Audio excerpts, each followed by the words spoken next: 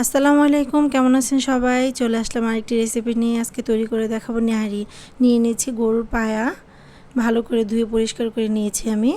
নিয়ে নিয়েছি পেঁয়াজ কুচি, আদা বাটা, হলুদ ফাঁকি, মরিচ ফাঁকি, গরম মশলা ফাঁকি, জিরা ও ধনিয়া ফাঁকি।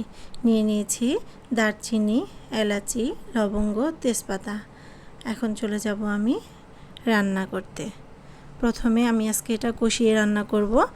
আপনারা এভাবেও রান্না করতে পারেন, ডাইরেক্ট মাখিয়ে বসিয়ে দিতে পারেন। নিয়ে নিয়েছি রেগুলার তেল, দিয়ে দিলাম। আমি এখানে 5টি পেঁয়াজ নিয়ে নিয়েছি কুচি করে, আপনারা ব্লেন্ডারেও মিক্সড করে দিতে পারেন। দিয়ে আমি একটু হালকা ভেজে নেব। দিয়ে দিলাম লবণ,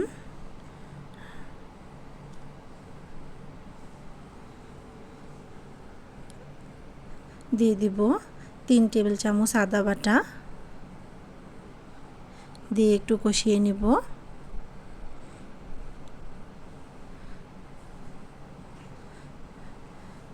এখন দিয়ে দিব মশলাগুলা, দারচিনি, এলাচি দিয়ে একটু ভেজে নেব।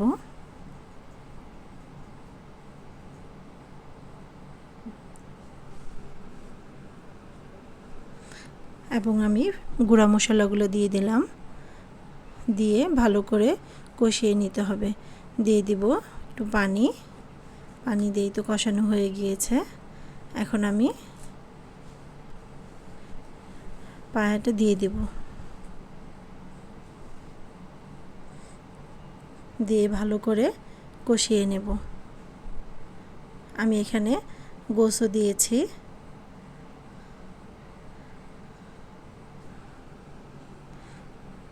দিয়ে ভালো করে কষিয়ে নিতে হবে।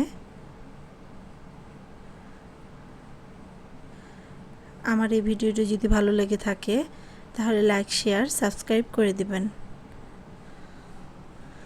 দিয়ে ঢেকে রাখবো। এই তো কষানো হয়ে এসেছে, তেল উঠে গিয়েছে।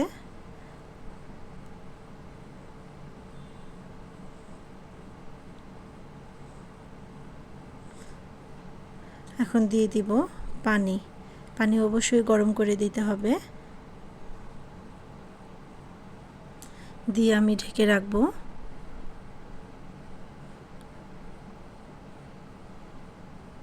যতক্ষণ না সিদ্ধ হয়ে যায়।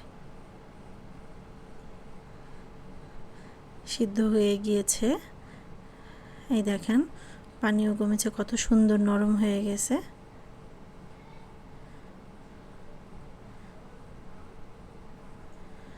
এখন আমি বাগার দিয়ে নেব। আগে দিয়ে দিচ্ছি কাঁচামরিচ,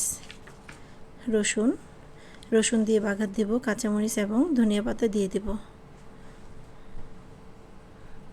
দিয়ে একটু নাড়াচাড়া করে নিলাম। এভাবে তৈরি করে দেখবেন, বাসায় খুব ভালো লাগবে খেতে। এখন একটি প্যান বসিয়ে নিয়েছি, দিয়ে দিব সামান্য তেল, আর দিয়ে দিব রসুন কুচিগুলো। দিয়ে আমি একটু লাল লাল করে ভেজে নেব।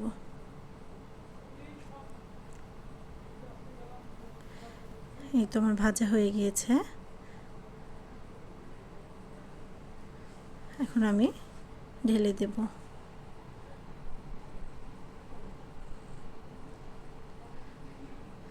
দিয়ে একটু নাড়াচাড়া করে নেব।